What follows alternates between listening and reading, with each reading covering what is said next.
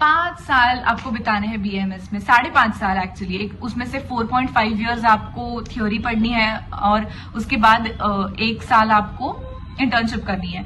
तो first year में तो आपने 1.5 इयर्स का कर दिया अब तो हमारा, तो 1.5 इयर्स तक आप थोड़ा सा स्टार्टिंग में ना ऐसे नीट का एग्जाम दे के आते हो, ऑलरेडी बहुत स्ट्रेस्ड होते हो उस पे। कुछ लोगों का ऐसा होता है कि मतलब मेजॉरिटी लोगों का ऐसा होता है कि मुझे एमबीबीएस करना था, एमबीबीएस नहीं कर पाया, नहीं कर पाई, बीएमएस करना पड़ रहा है, तो आपका थोड़ा सा वो उसी में चला जाता है। एक 6 महीने तो आपके उसी में चले जाते हैं, फिर आप धीरे धीरे थोड़ा एडजस्ट करना सीख जाते हो। अगर कॉलेज भी मन का नहीं मिला, अच्छा नहीं मिला, तो फिर तो एकदम ही पूरा मूड ऑफ हो जाता है, पूरे डिप्रेशन में चले जाते हैं कुछ लोग। मेरे बारे में ऐसा नहीं था क्योंकि मैं बीएमएस करना चाहती थी पहले से, तो मुझे वो टाइम नहीं देना पड़ा कि एक्सेप्ट करने के लिए कि मुझे बीएमएस करना है। बाकी लोगों को देना पड़ा, मेरे दोस्त भी है बहुत सारे, उनको भी बीएमएस करना नहीं था, तो ऐसा उनका टाइम जाता है उसमें। लेकिन एक बार जो आप एक्सेप्ट कर लो ना, तो आपको भी मजा आने लगता है कि क्या सब्जेक्ट्स है, क्या सिखाना चाह रहे हैं टीचर्स हमें। कॉलेज में एक बार एंटर करने के बाद, थोड़ा एडजस्ट होने के बाद, आप जब पढ़ना शुरू करते हो तो यू हैव टू रियलाइज कि आपको टीचर्स पढ़ाने के लिए नहीं आएंगे। मतलब नो डाउट वो होते हैं, पढ़ाते हैं, लेकिन कुछ ऐसी चीजें होती है ना कि जो आपको खुद से ही करनी पड़ती है, खुद अपने ऊपर ध्यान देना पड़ता है, खुद सिलेबस पे चेक रखना पड़ता है, और आप कभी भी किसी पे भी डिपेंडेंट ना रहो। ये आप पहली बात तो सीख लो, फर्स्ट ईयर में ही सीख लो, क्योंकि बाद में ये बहुत ज्यादा नहीं तो प्रॉब्लमैटिक हो जाएगा। देखिए फर्स्ट ईयर में सब्जेक्ट्स भी कैसे होते हैं, संस्कृत, पदार्थ विज्ञान, संहिता, एनाट एंड फिजियो।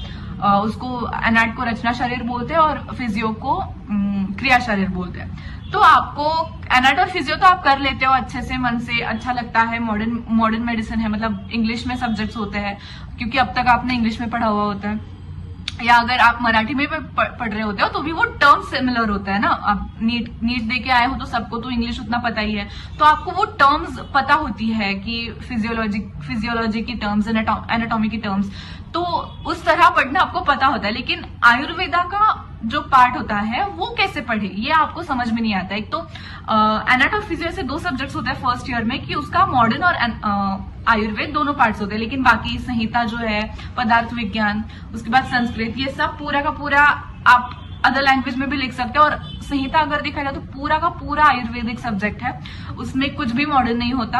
और पदार्थ विज्ञान में देखा जाए तो वो भी थोड़ा सा बोरिंग सब्जेक्ट है, इतना कुछ इंटरेस्टिंग है नहीं। उसके बाद संस्कृत आता है। अगर आपका 10th स्टैंडर्ड तक संस्कृत ना रहा हो, या इससे पहले अगर संस्कृत पढ़ाना हो, तो बहुत डिफिकल्ट जाता है। तो उसको थोड़ा सा टाइम स्टार्टिंग से देना शुरू करो।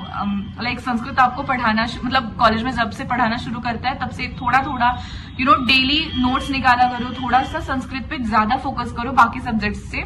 और अगर श्लोक याद करने में भी प्रॉब्लम है तो you can always ask your teachers. आप पर्सनलाइज्ड उनसे मेंटरिंग ले सकते हो ऐसी, और टीचर्स भी हेल्प करते, सीनियर्स भी हेल्प कर देते हैं आपको तो इस चीज में।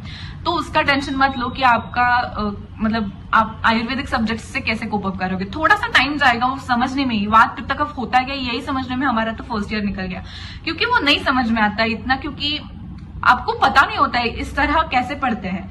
मॉडर्न मेडिसिन आप पढ़ सकते हो क्योंकि वो आप नीट में करके आए हो, उस तरह पढ़ के आए हो, लेकिन आयुर्वेदिक टर्म्स पूरे ही नए होते हैं, सब टर्मिनोलॉजीज नहीं होती है, तो वो थोड़ा सा डिफिकल्ट जाता है। तो उस पर थोड़ा सा ध्यान देना पड़ता है स्टार्टिंग में। उसके बाद एक बार आदत हो जाती है तो कुछ उसका भी नहीं इतना फील होता, लेकिन स्टार्टिंग में थोड़ा सा प्रॉब्लम होता है, तो बस उतना ही।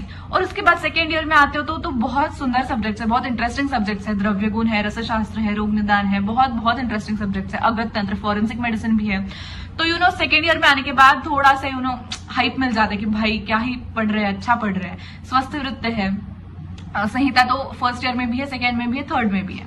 तो ये लास्ट ईयर में सीनियर से जितना सुनती हूँ बहुत इंटरेस्टिंग सब्जेक्ट्स है, और बहुत ज्यादा पढ़ना पड़ेगा लास्ट ईयर में, ऐसा वो भी कहते हैं। 9 सब्जेक्ट्स है, तो बहुत टाइम देना पड़ेगा, बहुत एफर्ट डालना पड़ेगा, ये तो होता ही है। मतलब overall it is a nice journey. जब आप थोड़ा थोड़ा हॉस्पिटल जाना शुरू करते हो ना, जब सेकेंड ईयर में, तब लगता है कि यार पेशेंट्स आपको कितनी होप से देखता है, ये आपको समझ में आता है ना, तब आप ज्यादा सीरियसली पढ़ाई करना शुरू कर देते हो। But overall it is a very beautiful journey, you will definitely enjoy it. उस यूनिवर्सिटी एग्जाम में मार्क्स कम देते हैं क्या? जैसे कि मैंने पहले बताया कि अगर आपने बहुत ही सुंदर लिखा है, मतलब हैंडराइटिंग भी अप टू द मार्क है और ऊपर से श्लोक भी लिखा है, उसका रेफरेंस भी लिखा है, तो आपको आउट ऑफ मार्क्स देते हैं वो। मतलब क्वेश्चन को मैं अगर 10 मार्क्स का क्वेश्चन है तो 4 पेजेस तो मिनिमम आपको लिखना है, उससे आगे जाए तो और बढ़िया, लेकिन 4 पेजेस आपको मिनिमम लिखना है उसको, और अगर 10 मार्क्स का क्वेश्चन हो।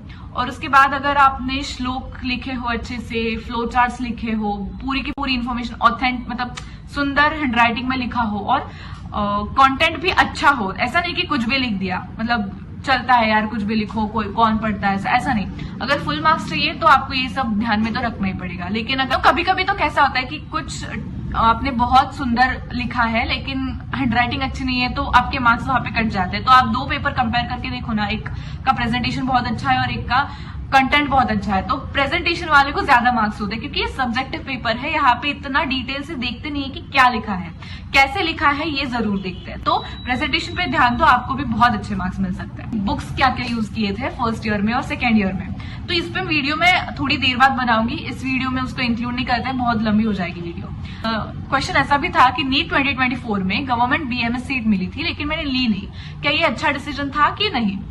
अगर आपको मेडिकल फील्ड में ही जाना था लेकिन MBBS करना था और गवर्नमेंट सीट मिली है BMS की और आप छोड़ रहे हो, लेकिन आपका अगर इंटरेस्ट BMS में नहीं ही था तो ठीक है, छोड़ दिया, अच्छा किया। लेकिन अगर आपको थोड़ा भी डाउट है कि मुझे अगले साल सीट मिलेगी कि नहीं, MBBS की गवर्नमेंट सीट मिलेगी कि नहीं, तो आई डोंट नो, आपने थोड़ा सा कहीं पे थोड़ा सा you should have given it a thought, क्योंकि अगर प्राइवेट से MBBS करना और गवर्नमेंट से BMS करना, इसमें अगर पूछो तो I definitely go for government से BMS करना, ये एज पर योर चॉइस। मैं तो वैसे भी हर कंडीशन में BMS करना चाहती थी, B it private BMS, B it private government BMS, लेकिन मुझे BMS ही करना था। तो अगर आप MBBS के लिए बहुत ज्यादा ही पैशनेट हो, मुझे MBBS ही करना है, या कोई और फील्ड आपने चूज कर ली हो आपके मन पसंद की, तो it is okay to give up a seat, तो क्योंकि you are following your dreams, so it doesn't matter. How to make notes on overall studies. देखो, अभी नोट्स बनाने के लिए आपको एक बहुत इंपॉर्टेंट टिप देना चाहती हूँ। क्या किया था फर्स्ट ईयर में, मेरी बुक्स बहुत लेट खरीदी थी, तब तक मैं लाइब्रेरी की बुक्स से पढ़ती थी। आई थिंक सेकेंड टर्म भी मेरी हो चुकी थी, उसके बाद मैंने BDC लिया है एनाटॉमी के लिए, और सेमोलिंगम आई थिंक पहले से था, लेकिन BDC इतना डे से लिया है। उसके बाद मैंने जो पदार्थ के बुक्स थे ना, वो भी मैं पूरा लाइब्रेरी से ही पढ़ती थी। तो क्या होता है, लाइब्रेरी की बुक्स में आप मार्क नहीं कर सकते, और दूसरी बार अगर आप वो जाओ तो वही बुक आएगी हाथ में, ये कोई गारंटी नहीं है।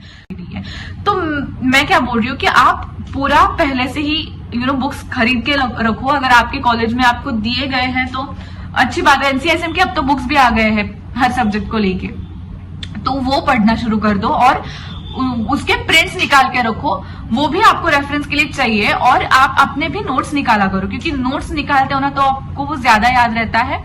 तो क्या मतलब कैसे निकालते हैं नोट्स, तो आप संहिता ले लो। तो संहिता में क्या है, पहले तो आप टॉपिक का नाम लिखो, उसके ऊपर कौन से श्लोक आपको करने हैं जो सिलेबस कॉपी में दिए हैं वो लिखो। उसके बाद वो आप पूरा चैप्टर पढ़ना शुरू करो। पढ़ोगे तो एक एक पैराग्राफ आपको आपकी लैंग्वेज में जो समझ में आया उसमें वो लिखो। उसके बाद जो श्लोक उसका एक्सप्लेनेशन देता है वो श्लोक लिखो, उसके नीचे उसका एक्सप्लेनेशन लिखो। ऐसे करके आपको नोट्स बनाने हैं। और फ्लो चार्ट्स बनाओ ज्यादातर, क्योंकि आप लास्ट में ना ये बहुत ज्यादा काम आते हैं। एक तो संहिता का पेपर पूरा इतना बड़ा सिलेबस होता है, लेकिन पेपर एक ही होता है संहिता का, पार्ट 1 पार्ट 2 नहीं है उसमें। तो आपको वो लास्ट मोमेंट में पढ़ने के लिए शॉर्ट नोट्स की ही जरूरत पड़ती है। मेरे पास फर्स्ट ईयर में वैसा नहीं था, ये मेरी बहुत बड़ी गलती थी। हर सब्जेक्ट के, ना सिर्फ संहिता लेकिन हर सब्जेक्ट के नोट्स बनाओ। अब ओवरऑल स्टडीज के बारे में अगर देखा जाए तो इतना स्ट्रेस लेने की फर्स्ट ईयर में तो बिल्कुल जरूरत नहीं है।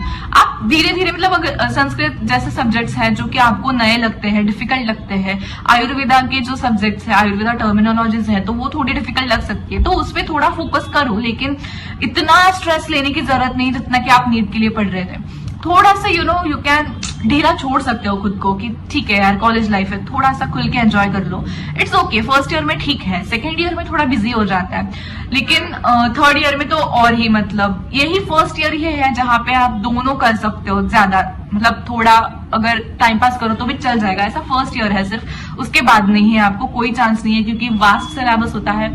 तो थोड़ा सा एंजॉय कर लो, थोड़ा सा छूट दे दो खुद को, पढ़ो, एग्जाम के लिए पढ़ो। शायद मतलब संस्कृत जैसे सब्जेक्ट है वो आपको इंटरेस्टिंग नहीं लग रहे, तो ठीक है एग्जाम के लिए पढ़ो। पदार्थ विज्ञान जैसा सब्जेक्ट है, नहीं इंटरेस्टिंग लग रहा है, लेकिन ये पीजी के लिए भी इंपॉर्टेंट है। तो ये बुक्स जो आप पढ़ोगे ना वो फेक मत देना, keep them and you have to read them again for PG.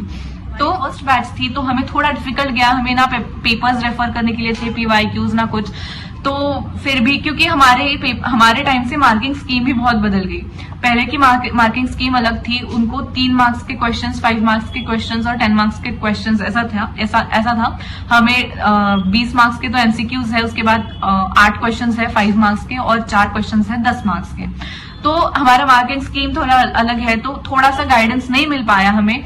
लेकिन आपके बैच के लिए, हमारी बैच है, हमसे जूनियर जो बैच है वो बैच है, और फिर आप हो तो आपके पहले 2 बैचेस आ चुके होंगे। अगर आप फर्स्ट ईयर के हो, सेकेंड ईयर के हो तो आपके भी ऊपर एक बैच है, तो उनसे आप थोड़ा पूछ के अपना अप्रोच डिसाइड कर सकते हो कि कैसा होना चाहिए स्टडीज के लिए।